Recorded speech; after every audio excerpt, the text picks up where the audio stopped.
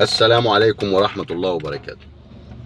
الأستاذ أحمد موسى، الراجل المحترم، الراجل الخلوق، الراجل الجميل اللي هو الأقرع ده، له برنامج كده على التلفزيون وبيطلع يقول كلمتين كل يوم يعني.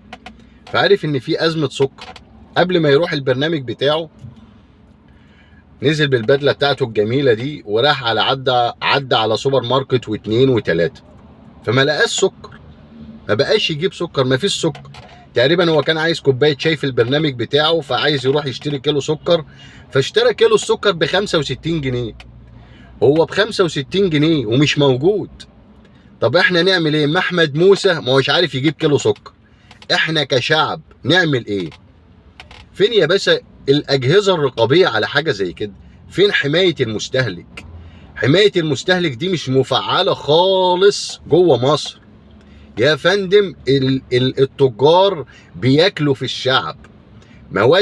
المواد الغذائية بقت مولعة نار. انتوا سايبيننا ناكل في بعض. التاجر كل يوم بيحط 1 2 3 زي ما هو عايز، السعر اللي هو عايزه بيحطه ومحدش بيعدل عليه. ما هوش لاقي حد من الدولة يقول له اللي انت بتعمله ده عيب وغلط. كيلو السكر يوصل ل 50 جنيه و55 جنيه ليه؟ مع ان في هايبرات كبيره جدا تيجي تنزل على الاكونت بتاعي يقول لك مثلا ايه، كيلو السكر عندنا بكره الساعه 1 لغايه الساعه 2 ب 27 جنيه. هي الناس دي ما كسبتش؟ يعني هو بيبيع كيلو السكر من الساعه 1 لغايه الساعه 2، بيبقى بقى عايز ان انت حرب، انت جيوش واقفه كده، واقفه طوابير عشان تجيب كيلو السكر ب 27 جنيه. هو ما كسبش. طب بتبيعه ليه بعد الساعه 2 ب 55 وب 60 وبيبقى عنده جوه ويقول لك ما عنديش؟ ايه ده؟ انتوا كده دلوقتي سايبين التجار تاكل في الشعب. الشعب هيجيب منين ولا منين؟ زي ما حضرتك محافظ على الكهرباء بتقطع كل يوم في القرية الفلانية الساعة 1، في المركز الفلاني الساعة 2، في المدينة الفلانية الساعة 3 وبالدقيقة وبالثانية، ودي حاجة جميلة جدا ووفرت علينا حاجات كتيرة جدا وبنعدل نفسنا عليها. ليه حماية المستهلك ما بتنزلش على التاجر ده تقول له اللي انت بتعمله ده غلط؟ ليه ما بتنزلش قائمة أسعار تقول فيها السلع الأساسية اللي بتخش كل بيت كل يوم بصورة يومية؟ دي السعر بتاعها النهائي كذا، ما ينفعش تنباع بأكتر من كده.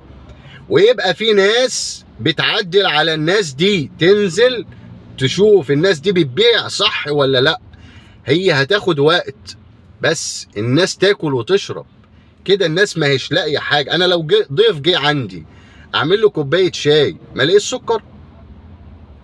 انتوا كده بتخلينا حتى لو قعدنا في بيوتنا مش هنقدر ناكل ونشرب. ما ينفعش.